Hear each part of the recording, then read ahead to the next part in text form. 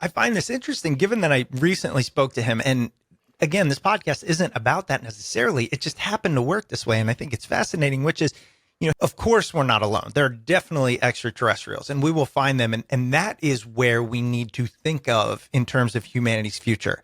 Mhm. And from my perspective, it looks like your beliefs are almost exactly opposite, which is we don't need to look outwardly. We need to focus inwardly with ourselves, with our actions and where we are on this planet.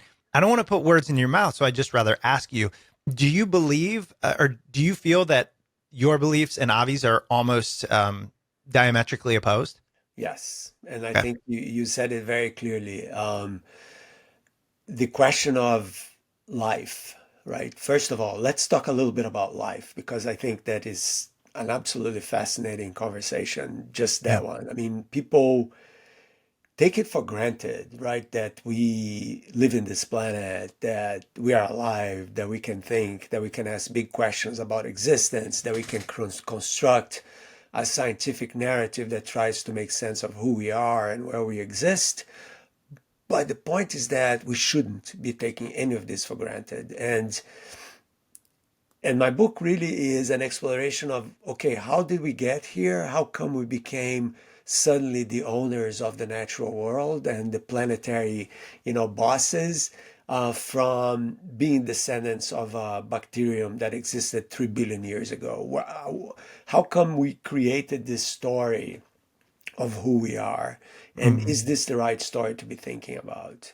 And so behind my point of view and Avi's point of view, really there is a conflict of worldviews.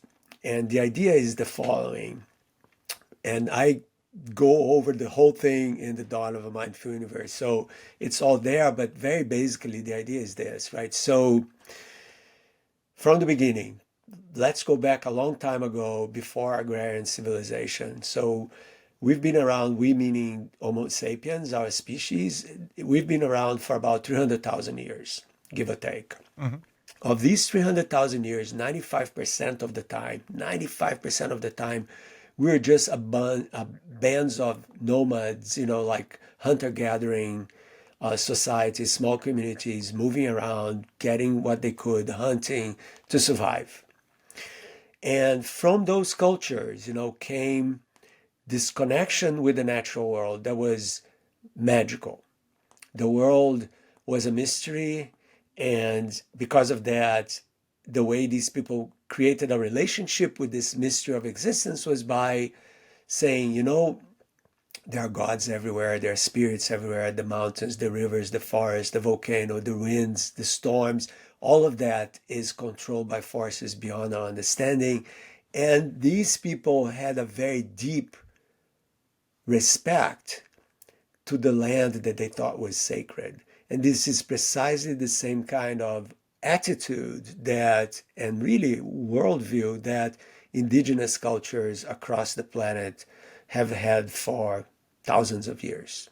So they have kept this understanding that we live in a sacred place Mhm. and that we have to respect it and coexist with it, not being above it. But Mhm. then what happened? Well, 10,000 years ago, agrarian civilization started. People started to plant and coalesce into bigger urban centers. And because of that, you needed to have more control over people because communities were growing. You needed more discipline. You needed leaders that were more powerful. And with that came the understanding that nature could be dangerous Mhm. and was pushed outside the city walls, right? So the city walls was where we existed, not the rest of the world. And then what happened was that we started to lose connection with the natural world. It became more and more objectified, meaning it's something that we use for our own benefit. Right. So that became the way we dealt with nature. And of course, with the industrial civilization, fast forward to about 150 years ago, industrial civilization took that to the limit and said, we own the planet. We can eat its resources and consume everything in order to sustain our project of civilization, our growth, progress. Progress is about moving forward without any kind of thinking or reflection about what is the environmental cost of what we're doing. And it worked beautifully. And we did. Look at this, 10 years ago, or maybe 15 years ago, I wouldn't be talking, sitting down with you Right. in this amazing thing. I don't know where you are. I'm in northern New Hampshire, I'm in outside of DC. So yeah. outside of DC. And that's just wonderful and spectacular and should be celebrated, everything. But there's the other side of this conversation, which is Copernicus, and that's where the space connection comes in. Hmm. Copernicus told us that the Earth is just a planet going around the sun, which it absolutely is. The Earth is just a planet going around the sun from an astronomical perspective. Hmm. From that Copernicanism, this moving of us and our planet from the center of everything, which was the way people thought about, Uh, to Copernicanism, Earth lost its currency as a special place. It became just another world. And the upshot of all that is that the way people see science is, man, these guys, the more we understand about the universe, the less important we become. You know, mm, Earth was moved from the center, then the sun was the center, but the sun is just another star.